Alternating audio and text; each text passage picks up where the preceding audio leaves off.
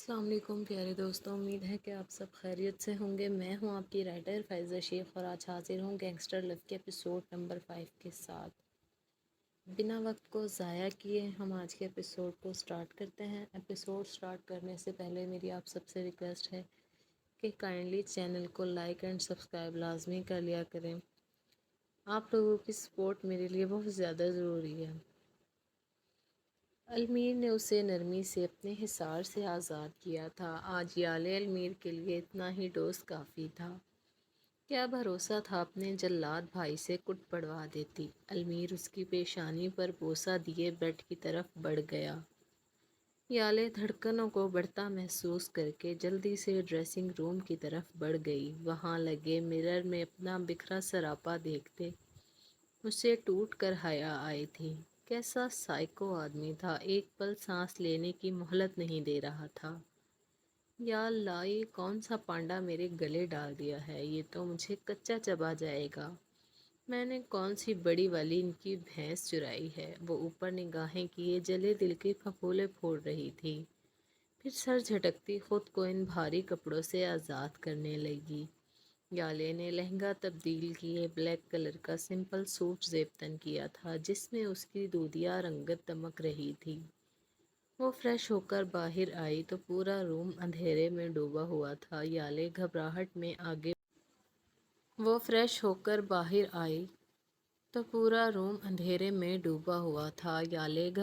میں آگے بڑھتی المیر کو تلاش کرنے لگی۔ دیکھ یالے، یہ الیکٹرانک پانڈا تجھے بس ڈرا رہا ہے۔ تو بریو ہے، ہمت کر، یالے ہلکی آواز میں خود سے کہتی بیڈ کی سائڈ آئی تھی۔ اندازے کے مطابق وہ بیڈ کے سرہانے موجود تھی۔ دل میں المیر کی اس بیہودہ حرکت پر 100 صلواتوں سے نواز چکی تھی جو خود اندھیرا کیے نہ جانے کہاں چھپ گیا تھا۔ یالے کی بڑبڑاہٹ اور خود کو الیکٹرانک پانڈا کہے جانے پر المیر کی پیشانی پر لاتعداد بل پڑے۔ وہ جتنا اس لڑکی کے ساتھ نرمی برت رہا تھا وہ اتنا ہی پھیلتی جا رہی تھی۔ یالے، اگر ہمارے بارے میں گوہر افشانی کر لی ہو تو آ کر سو جائیں، صبح ہمیں ایک اجلاس اٹینڈ کرنا ہے۔ یالے جو بیڈ کے قریب ہی کھڑی تھی المیر کی وہی سرد آواز سنتی چپ سادھ گئی۔ دل زوروں سے دھڑک رہا تھا، اس نے سختی سے لب بھینچتے خود کو کوسا تھا۔ آپ ایسے مجھ پر غصہ نہیں کر سکتے، وہ بھرائی آواز میں جتاتے بولی تھی۔ المیر نے اس کی بھیگی آواز سن کر گہرا سانس بھرا تھا۔ یہ لڑکی ایک ہی رات میں اسے پاگل کرنے کو تھی۔ آپ ہمیں الیکٹرانک پانڈا کہہ سکتی ہیں، ہم آپ کو ڈانٹ بھی نہیں سکتے۔ واہ مسز، کیا انصاف ہے آپ کا، المیر نے اپنی سائیڈ کا لیمپ آن کرتے طنزیہ لہجے میں کہا تھا۔ لیمپ کی مدھم روشنی میں المیر کا خوبرو چہرہ نمایاں ہوا تھا۔ یالے تو بہت سی بت سی بن گئی تھی، یعنی کچھ سیکنڈز پہلے وہ المیر کی آنی پر براجمان ہونے والی تھی جسے وہ بیڈ کی خالی سائڈ سمجھ رہی تھی۔ وہ المیر کا بھاری بھرکم وجود تھا۔ یالے شرمندہ سی نگاہیں ادھر ادھر دوڑانے لگی جیسے اس سے ضروری کوئی اور کام نہ ہو۔ المیر نے آئی برو اچکاتے اس کی ایک ایک حرکت نوٹ کی تھی اور پھر ہاتھ بڑھا کر اسے خود پر گرا چکا تھا۔ اس سے پہلے کہ یالے بھیانک چیخ مارتی المیر کی آنے کی عزت کا جنازہ نکالتی، اس نے اپنے مضبوط ہاتھ کی ہتھیلی اس کے بھیگے لبوں پر ٹکائی تھی۔ کیوں ہمیں رسوا کر رہی ہیں مسز؟ ڈیڈ کیا سوچیں گے کہ نہ جانے بیٹا جی اندر کون سی جنگ لڑ رہے ہیں؟ جو یالے شہانی کی چیخیں نکل گئیں۔ وہ شرارتاً دبی دبی سرگوشی کرتا یالے کے اوسان خطا کر رہا تھا۔ یالے خود کو اس سے الگ کرنے کے لگی۔ جب کچھ حاصل نہ ہوا تو یالے نے اپنی پوری شدت سے اس کی ہتھیلی پر دانت گاڑے کہ المیر آؤچ کرتا رہ گیا۔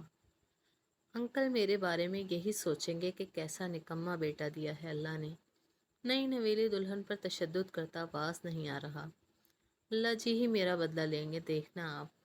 اور یہ جو چھچوری حرکتیں کر رہے ہیں نا، ذرا تھم جائیں، ورنہ آپ میرے بارے میں جانتے نہیں ہیں ابھی۔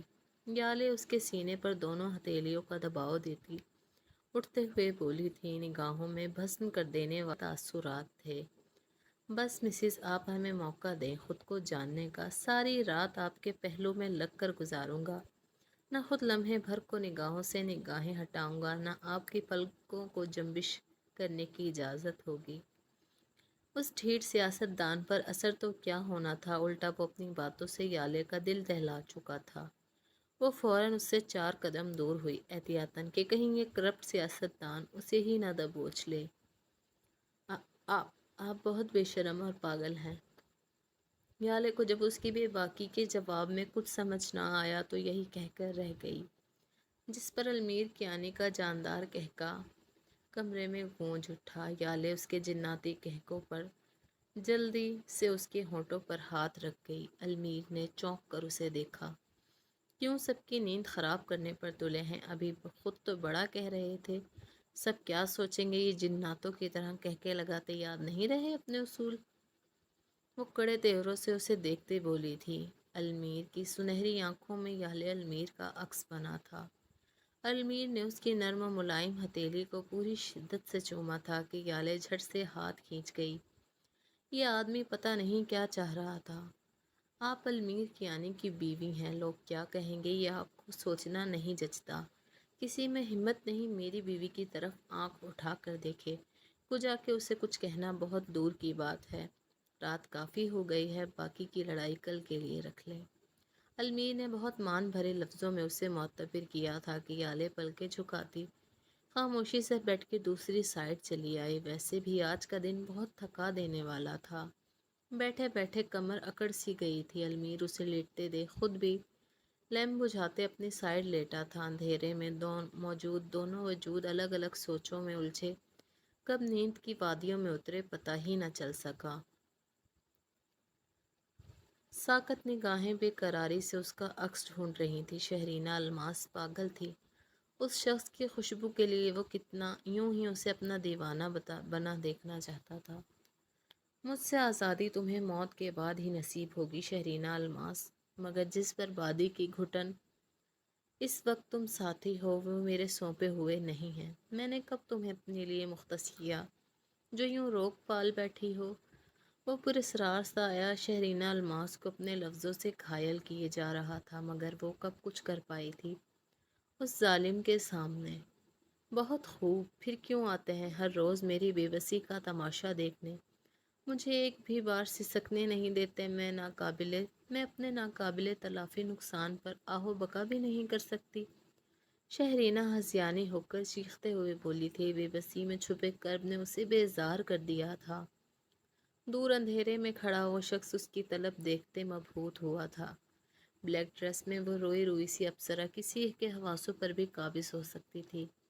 अंधेरे में भी वो महसूस कर चुका था उस नादान की सी शक्तियाँ हैं। वो लब भींचे उसे यूं ही दर्द में तड़पते छोड़ आया था। मैं तुम्हें कभी माफ़ नहीं करूँगी, क्यों इस तरह सताते हो। मामा मुझे नहीं रहना यहाँ, मुझे भी अपने पास बुला लें। यहाँ सब मुझे ज़हनी अजियतों का आदी बना रहे हैं। मेरा दिल कुर्लाने लगा है, सब खोता जा रहा है।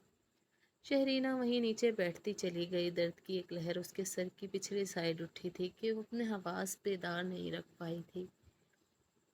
नशा हो मान भरम हो हजूर टूटता है, शिकस्त दिल के सबब जब गरूर टूटता है। और ऐसी ज़रब लगाती है ज़िंदगी के कोई चट्टान जैसा भी हो तो ज़रूर टूटता है। वो प्यारी सी परी भी टूट गई थी। वो ऐसे दूर से गुज़र रही थी जहाँ अगर किसी को हकीकत का इल्म भी होता तो सब उसे पागल ही समझते। पार्टी में भी वो अपनी मर्ज़ी से नहीं गई थी, बल्कि अपने बाबा के कहने पर गई थी, जिन्होंने शहरीना अलमास को डिग्री मुकम्मल करने पर सक्सेस पार्टी दी थी।